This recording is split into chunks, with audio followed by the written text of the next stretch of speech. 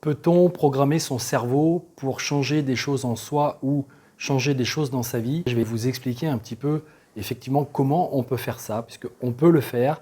Et d'ailleurs, vous êtes au cœur aujourd'hui d'une session de séminaire de base PNL consacrée à la réalisation de soi. Et pour commencer, il est important d'apprendre à connaître les modes de fonctionnement de son système nerveux, de son cerveau, de la façon dont on communique et dont on se programme avec les modes de communication et dont on peut changer un certain nombre de façons de penser, de façons de ressentir, de façons de réagir, de façons de se comporter, parfois avec beaucoup de facilité, beaucoup d'aisance. Et malheureusement, on n'est souvent pas informé de ça, on n'est souvent pas en connaissance de ces techniques-là. Alors on doute que ça puisse fonctionner, hein. On a des croyances qui nous disent moi j'ai pas trop vu des gens changer autour de moi, ou j'ai l'impression que moi il y a un certain nombre de comportements ou de difficultés que je peux avoir qui sont récurrentes, hein, qui durent depuis un certain temps et qui font que finalement je n'ai pas vraiment obtenu de transformation et de changement dans ma vie. Et là vous êtes au cœur d'une formation, donc d'un séminaire qui se déroule avec un certain nombre de participants qui sont venus justement travailler sur ces aspects pour pouvoir transformer les choses qui ont besoin de transformer aujourd'hui dans leur vie. Il y a aussi beaucoup de personnes qui sont simplement dans des situations, dans des postures, par exemple une activité professionnelle qui leur convient plus vraiment, une situation relationnelle qui est un petit peu compliquée à gérer, des choses dans lesquelles ils n'arrivent pas à se retrouver, dans lesquelles ils ont l'impression de ne pas vraiment arriver à être eux-mêmes, d'arriver à développer et à déployer tout leur potentiel, d'arriver à révéler les meilleures facettes d'eux-mêmes. Donc, d'une certaine façon, ils cherchent à se transformer, mais ils ne savent pas comment s'y prendre. Et en fait, en réalité, il y a des mécanismes fondamentaux. Il y a des mécanismes fondamentaux du développement humain qui ont été mis à jour, qui ont été modélisés, c'est-à-dire qu'on a créé des recettes par rapport à ça. Il y a quelques années en arrière, quand je dis quelques années, ça fait bientôt 50 ans, par les créateurs de la PNL, qui étaient donc des docteurs en psychologie, et qui se sont intéressés à des chercheurs, à des thérapeutes, à des accompagnants, des thérapeutes qui avaient un grand succès aux États-Unis à l'époque, dans différentes disciplines, que ce soit par exemple la thérapie systémique familiale, comme aussi la Gestalt thérapie, donc plutôt thérapie orientée sur les émotions, ou l'hypnothérapie avec Milton Erickson. Et donc il y a un certain nombre de thérapeutes qui étaient dans l'excellence, qui obtenaient des excellents résultats. Et d'ailleurs, les gens trouvaient ça limite magique, que ces gens puissent aider les autres à se transformer, se débarrasser d'un certain nombre de problématiques, de phobies, de blocages, de manque de confiance, des choses comme ça qui pouvaient parfois leur pourrir la vie, leur gâcher la vie pendant des semaines, pendant des années, et qui, malgré le fait d'aller éventuellement sur le divan d'un psychologue ou d'un psychanalyste qui les écoutait, ne changeaient pas. Donc ces gens-là ont dit: comment ça se fait qu'il y a des personnes ou des thérapies ou des thérapeutes qui ont des résultats limite extraordinaires, qui sont difficiles à croire, et que d'autres maintiennent les personnes pendant dans une certaine façon de fonctionner. Et donc, ils ont modélisé ces thérapeutes et ils ont extrait de leur façon de fonctionner un certain nombre de techniques, d'outils, de méthodes qui sont très logiques et qui permettent d'aller activer à l'intérieur de nous des processus de pensée, des ressentis, donc des états intérieurs, aussi des modes comportementaux qui vont changer la dynamique de nous à nous, mais aussi de nous avec les autres, donc de nous en relation avec le monde, de nous dans notre façon d'agir, dans notre façon de faire les choses, et donc qui vont nous permettre de changer les résultats. Et donc, dans un premier temps, il y a une première chose à faire, c'est déjà de se rendre compte que souvent notre mode de pensée et notre mode de réflexion se limite à une vision du monde qui est liée aux différents apprentissages que l'on a pu faire, qui est liée aux différentes connaissances que l'on a acquises, qui est liée aux différents conditionnements que l'on a pu avoir aussi, et qui fait qu'on pense le monde avec beaucoup de limites. Hein, on a une pensée et une relation au monde qui est souvent édulcorée, qui est synthétique. Il y a beaucoup de raccourcis dans notre esprit. Il y a beaucoup de choses dont on n'est pas... on s'est construit une vision, on s'est construit un rapport au monde dans lequel il manque beaucoup de possibilités, beaucoup de richesses d'informations, de connaissances. Ce qui fait qu'il y a plein de domaines dans lesquels, et même nous-mêmes, c'est-à-dire même les domaines intérieurs à nous-mêmes, qui sont dans nos profondeurs, on se connaît souvent très peu, très mal. On a souvent un regard sur soi qui est beaucoup en lien avec nos frustrations, avec ce que l'on voudrait qu'il soit autrement, avec ce que le monde extérieur attend de nous et nous met parfois comme comme nous fait parfois comme reproche, pour nous dire c'est comme ci que tu devrais être, c'est comme ça que tu devrais être pour que ce soit mieux. Et parfois, on n'est pas vraiment bien informé de ce que l'on veut vraiment, des possibilités qu'on a. Et les gens qui arrivent dans ces formations sont souvent un peu dubitatifs, curieux, ils se sont intéressés, ils ont lu des livres, ils apprécient le développement personnel. Et à un moment donné, ils se lancent, ils se forment, ils se font accompagner. Et ils y vont avec, comme ça, l'idée de se dire c'est pas sûr que ça fonctionne. J'ai envie d'y croire, mais pour l'instant, intellectuellement, je comprends, mais je ne ressens pas. Je n'ai pas vraiment ressenti la différence que ça peut faire. Et c'est ça toute la magie des séminaires, c'est toute la magie de la pratique. Quand on pratique des outils, quand on pratique des techniques, c'est que d'une certaine façon, et d'ailleurs c'est ce qu'ils sont en train de faire d'ailleurs en ce moment à l'extérieur, donc une fois de plus, je vais aller vous montrer un petit peu ce qui se passe dehors, parce qu'on est dans un endroit qui est en plus relativement sympa. Donc on va aller un petit peu voir les autres. On va peut-être traverser un endroit où il va y avoir du monde, donc je vais être attentif à ne peut-être pas parler trop fort pour ne pas déranger les personnes. Et donc, l'idée, c'est que souvent les personnes ont un désir, une aspiration, un objectif. Et quand ils pensent mentalement à cet objectif ou à cette transformation, sont en train de se limiter, de s'auto-bloquer sur ce qu'ils pourraient éventuellement faire. Donc, il va y avoir alors, vous voyez là, par exemple, hop, si jamais je me retourne ici, on a des groupes là qui sont en train de travailler ensemble. Donc, c'est vraiment de la communication. Les gens s'accompagnent les uns les autres de façon à pouvoir se poser un certain nombre de questions, pouvoir aller faire fonctionner le cerveau comme il n'a pas forcément l'habitude de fonctionner en temps normal. Et donc, il va y avoir une remise à jour du système. Il va y avoir le fait de donner au cerveau la possibilité d'imaginer que ça puisse être autrement que ce qu'on a tendance à penser avec nos anticipations négatives. Souvent, les gens ont des objectifs et la première chose que le cerveau fait, la première chose que le mental fait, c'est d'aller faire référence à des expériences qui ont été plus ou moins douloureuses, plus ou moins difficiles. Et puis en fait, d'une certaine façon, pour nous prévenir d'un éventuel danger, nous mettre face à nos limites, nous mettre face aux dangers potentiels. Et donc ça nous bloque, ça nous freine et ça nous empêche d'accéder à notre potentiel. Alors évidemment, ces formations, elles sont très enrichissantes, on bosse beaucoup sur soi, on avance beaucoup dans notre dynamique personnelle, il y a même des fois des transformations très étonnantes, des personnes qui changent des choses très étonnantes, par exemple une participante l'autre jour. Mais entre-temps aussi, on s'amuse un peu, on se fait plaisir, on se détend, on profite du lieu. Par exemple, une participante l'autre jour qui est venue avec un mal de tête au bout du deuxième jour, elle vient avec une migraine. Et donc, au départ, on fait un petit peu une présentation du matin, on appelle ça une météo, un petit peu du matin, météo intérieure, comment vous vous sentez, comment ça se passe pour vous, qu'est-ce que vous avez intégré, les apprentissages précédents, etc. Et puis elle dit, moi ça va, mais bon quand même j'ai cette migraine là, et le truc c'est que ça me prend la tête au niveau de la douleur. Et donc je lui pose la question, je lui dis ok, et donc comment tu peux faire pour changer ça? Elle dit le truc c'est que généralement on ne peut pas faire grand chose.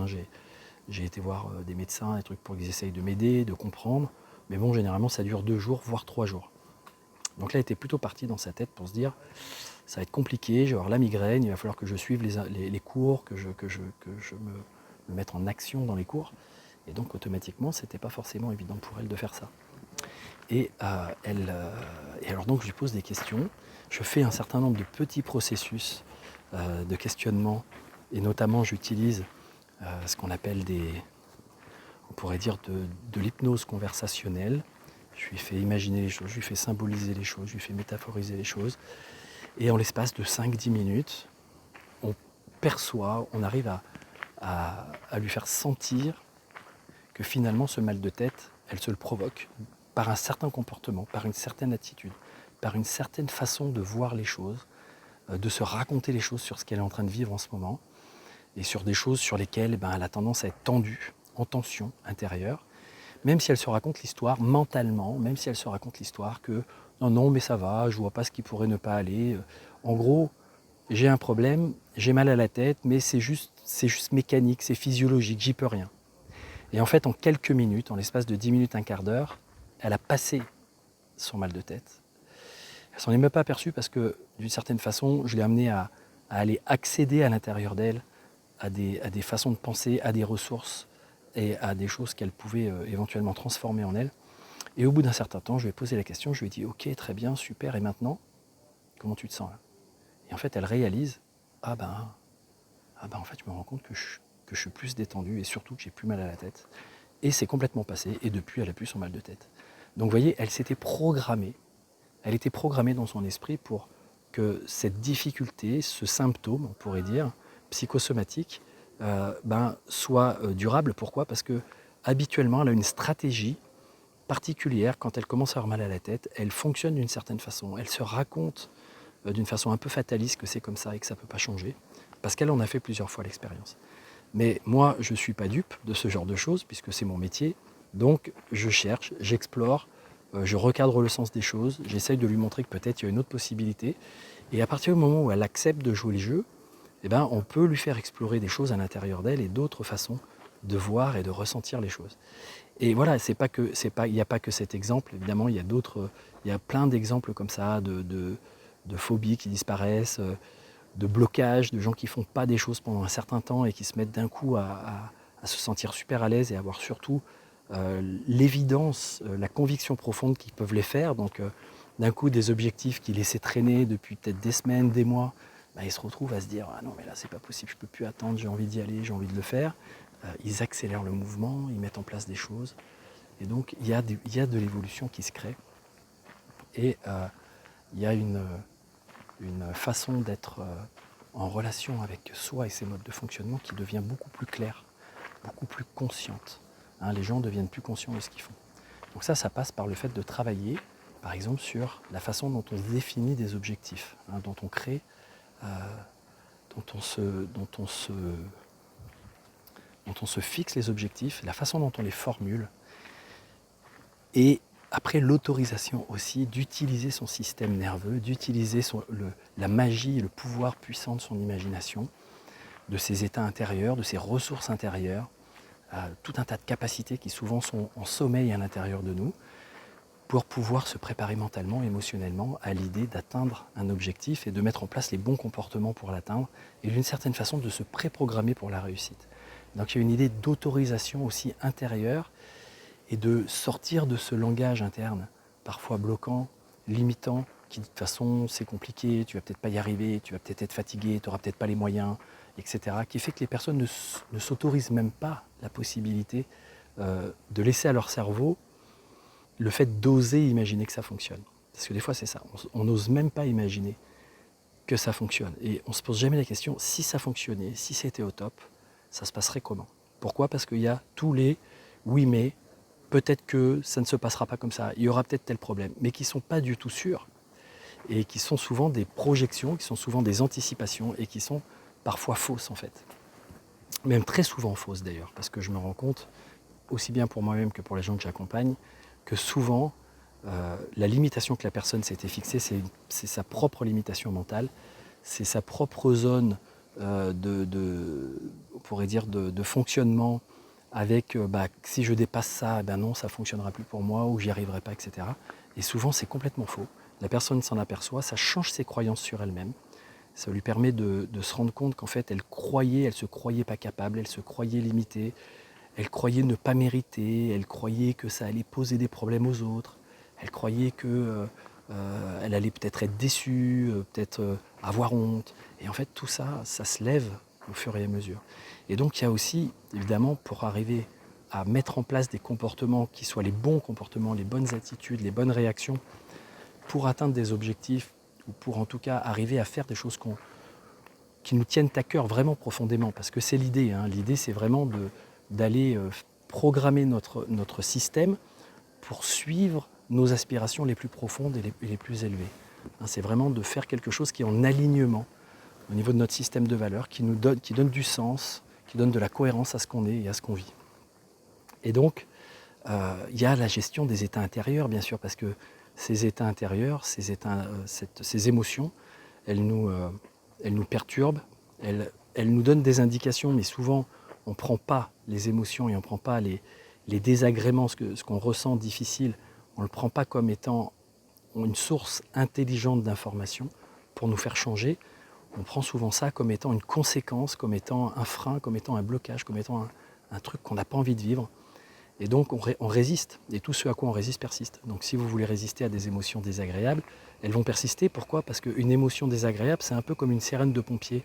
Une sirène quand il y a le feu, par exemple. Pas une sirène de pompier, une sirène quand il y a le feu.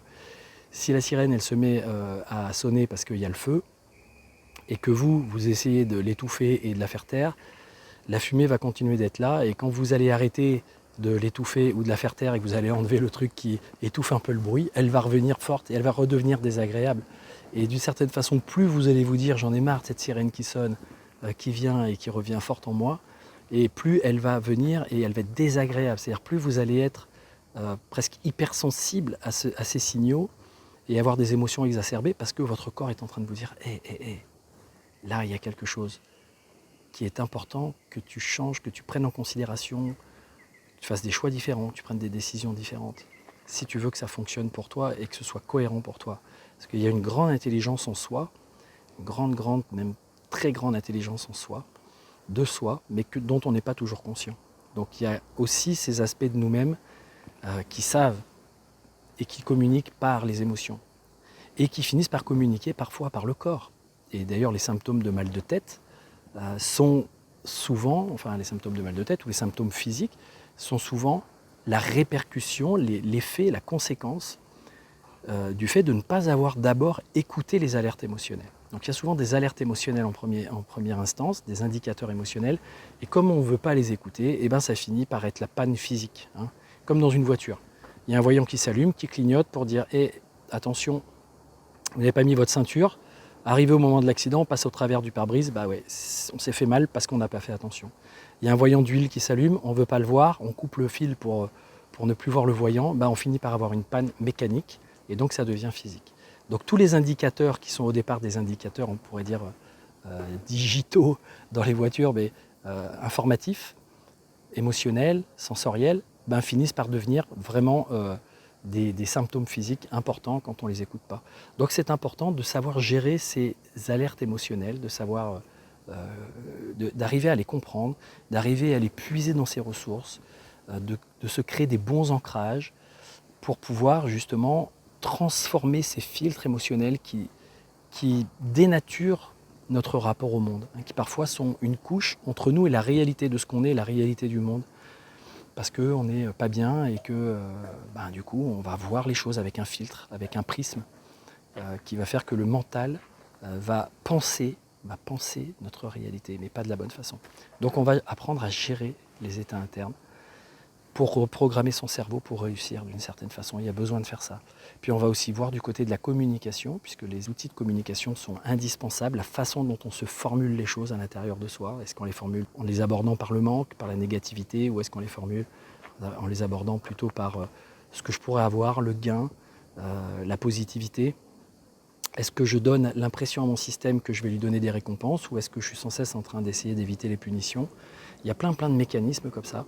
Et donc, dans notre façon d'être en relation avec nous-mêmes ou avec les autres, dans notre façon de communiquer, il y a des astuces, il y a des ingrédients, il y a des méthodologies qui permettent d'avoir une meilleure communication relationnelle, et qui est très importante quand on est dans, par exemple, des métiers de management, d'éducation ou d'accompagnement des autres, parce qu'on peut bloquer les choses, on peut limiter une personne ou on peut renforcer sa limitation quand on ne sait pas poser les bonnes questions, quand on ne sait pas l'écouter de la bonne façon, quand on ne sait pas aller lire à l'intérieur de sa carte du monde, l'aider à lire, l'aider à clarifier ce qui, dans sa carte du monde, est en train de la limiter. Et de voir plus clair en elle sur ce qui est sous-jacent, sur les intentions positives qu'il y a, sur le système de valeurs qui cherche à se satisfaire au travers de la façon dont ce système de valeurs la dirige. Des fois, on est manipulé par ces systèmes-là quand on n'en est pas conscient. Donc, effectivement, la façon de communiquer va être vraiment stratégique. Et une fois qu'on a compris cette façon de communiquer, ça facilite beaucoup l'intégration des outils, des techniques et la façon aussi d'en faire profiter les autres.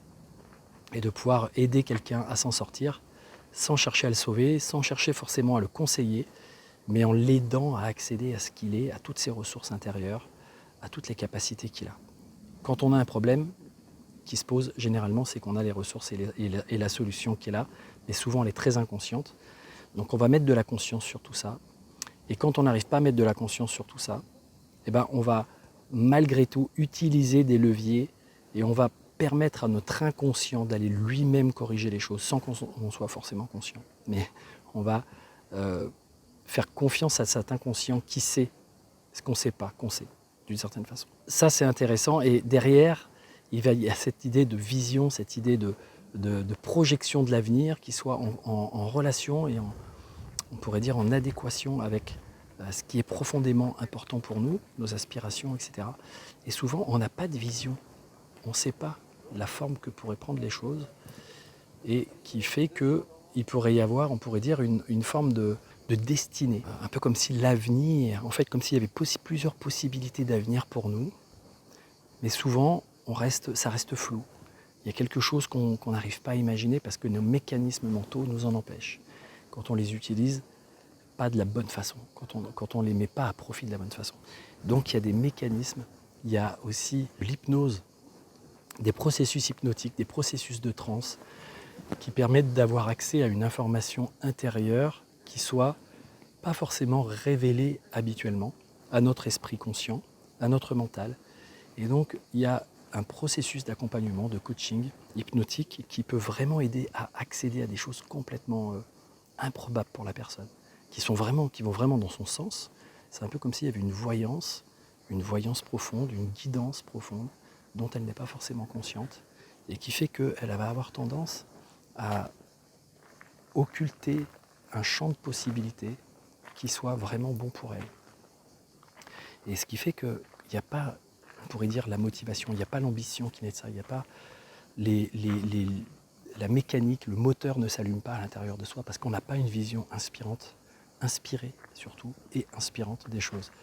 Et donc là, je crois que mes petits camarades ont terminé leur exercice parce que je vois qu'ils sont en train de regarder. Et donc, l'idée, c'est de pouvoir se donner la possibilité à son système d'avoir une forme de clairvoyance sur les possibilités d'avenir qui seraient les meilleures pour nous. Donc la voie à suivre idéale, on pourrait dire comme si on pouvait tracer sa propre destinée en faisant confiance à ce qui émerge à l'intérieur de nous, ou à ce qui émerge peut-être même de l'extérieur de nous et qui nous traverse et qui cherche à exister, qui cherche à s'incarner, qui cherche à s'expérimenter dans notre vie. Et donc ça c'est un processus très puissant et à la fin généralement c'est très émouvant parce que les personnes pendant 1 heure, 1 heure et demie, 2 heures sont en introspection, en travail, en projection dans le futur et reviennent avec une espèce d'état de waouh, ma vie peut vraiment changer, ça peut vraiment être bien meilleur, je peux vraiment satisfaire les choses. C'est la voie, il y a souvent l'idée du puzzle, c'est-à-dire j'ai eu la vision qui me fait enfin comprendre, qui me fait enfin mettre en perspective tout ce qui s'est passé avant. C'est-à-dire j'avais des bribes de choses, mais mon esprit n'arrivait pas à les mettre les unes en lien avec les autres, en dynamique, et n'arrivait pas à créer, on pourrait dire, une espèce de schéma ou de dessin cohérent qui représente un petit peu tout ce que j'ai envie de réaliser. Et en fait, souvent, il y a une expérience par-ci, une compréhension par-là, un apprentissage par-là, et d'un coup, tout se met en phase, en alignement, en dynamique, et la personne se dit « Waouh, mais en fait, c'est vraiment cette orientation-là, c'est vraiment cette voie-là qui serait important pour moi d'emprunter. » Et quand vous avez ça qui s'inscrit à l'intérieur de votre système nerveux, que vous avez eu cette vision, généralement vous êtes guidé, vous êtes porté, même si après il y a des choses à aller lever, des petits blocages, des peurs, des modes de fonctionnement qui peuvent être saboteurs, on pourrait dire. Donc c'est ce qu'on fait après avec le niveau technicien PNL, avec le niveau praticien, etc., quand on monte dans les niveaux. Mais en tout cas, quand il y a une volonté de réalisation de soi, il y a déjà une première étape qui est de, on pourrait dire, reprogrammer ces modes de fonctionnement cérébraux, ceux qui nous empêchent, ceux qui ne nous mettent pas forcément dans la meilleure dynamique pour y arriver, et qui font qu'on reste chez soi à se plaindre, à ne pas être bien, à à blâmer le monde peut-être, à ne pas prendre ses responsabilités, à se culpabiliser que les choses ne changent pas, n'évoluent pas. Et donc c'est bien dommage. C'est bien dommage parce qu'on se met en souffrance, on s'entretient dans une forme de souffrance, alors qu'en réalité, on a la puissance, on a le pouvoir, on a les capacités, mais on ne les a pas encore suffisamment révélées, intégrées, activées en nous. Donc il y a plein de processus et plein de techniques pour faire ça. C'est des techniques que vous pouvez retrouver, donc par exemple dans ce séminaire de base PNL, là, je suis en train de le donner dans le sud, à Saint-Paul-de-Vence. Mais ça peut être aussi des accompagnements individuels que vous pouvez suivre. Donc là, moi, je peux vous proposer de l'accompagnement à distance via visio-séance, sur lequel on peut travailler sur ces choses-là. Mais si vous voulez apprendre, dans ce cas-là, il y a aussi les formations en ligne qui donnent donc pas mal de contenu, d'exercices, de compréhension, avec les protocoles, avec des exercices à faire bien évidemment vous-même pour pouvoir expérimenter, pour pouvoir sentir intérieurement les transformations. Et c'est ça souvent, les feedbacks qui sont faits, c'est on aurait dû apprendre ça à l'école. J'avais cru comprendre ce que c'était, mais je ne m'étais pas imaginé la puissance et la façon dont ça peut me changer. Il y a des gens qui changent en 2-3 jours. Les autres les regardent et disent « Waouh, mais là, tu n'es plus du tout comme quand tu étais arrivé. » Changement d'état, changement d'humeur, changement de posture, changement de dialogue. Il y a vraiment des transformations qui s'opèrent, qui sont assez intéressantes. Moi, c'est ce qui me nourrit en fait. C'est pour ça que je fais ce métier, c'est que ça me passionne. Déjà, j'ai cherché à le faire pour moi, j'y croyais pas trop. Puis j'ai vu que je pouvais arriver à des transformations, et à des améliorations et à des évolutions sur moi-même et dans ma vie. Et quand j'ai commencé à accompagner les autres, pareil, je me disais, est-ce que je vais y arriver? Est-ce que je vais être capable? Est-ce que je vais pouvoir vraiment aider les autres? Et évidemment, ça marche parce que ce sont des techniques et des outils qui ont fait largement leur preuve depuis longtemps. Après, j'y apporte aussi un petit peu ma sauce, mes propres expériences, mes propres connaissances. Donc ça donne quelque chose qui s'enrichit aussi par l'expérience. Et donc, si vous souhaitez passer un cap, si vous souhaitez faire un pas en avant, si vous souhaitez remettre un petit peu de l'ordre dans votre esprit, dans votre corps, dans votre vision des choses, si vous souhaitez faire le point, si vous souhaitez aller de l'avant, vous renforcer, ce sont les formations idéales pour vous. C'est vraiment l'endroit dans lequel vous allez pouvoir avoir un espace, en plus avec d'autres personnes qui sont comme vous et qui cherchent à évoluer. Donc ça crée une synergie. Les gens vraiment, pareil, en termes de feedback, disent c'est quand même super puissant d'avoir d'autres personnes qui sont comme nous, dans la même dynamique, auprès de qui on peut se livrer. On se sent plus seul, parce que souvent on a l'impression d'être seul à avoir des problèmes, à ne pas y arriver. Non, pas du tout. C'est que les gens souvent cachent leurs difficultés, mais en réalité, il y en a beaucoup qui rencontrent des difficultés et qui n'en parlent pas forcément. Et puis il y a aussi voilà, donc il y a la possibilité de suivre les formations en live, parce que quand c'est en présentiel, en équipe, c'est quand même puissant. Si vous ne pouvez pas vous déplacer, vous avez aussi la possibilité de suivre des programmes ou des formations en ligne qui vont vous donner les outils, les explications, les exercices. Après, à vous de trouver la façon de vous investir là-dedans et de travailler sur vous. Mais il y a aussi les accompagnements individuels, si vous voulez que ça aille plus vite et qu'il y ait quelqu'un qui vous guide, qui vous soutienne dans cette évolution, dans ce changement, je suis là pour vous, je peux vous aider à le faire. Après, je ne peux pas le faire pour tout le monde, mon temps est limité entre les formations, les accompagnements, ce que j'ai à faire pour faire des choses en ligne, ce que je fais pour les accompagnements individuels.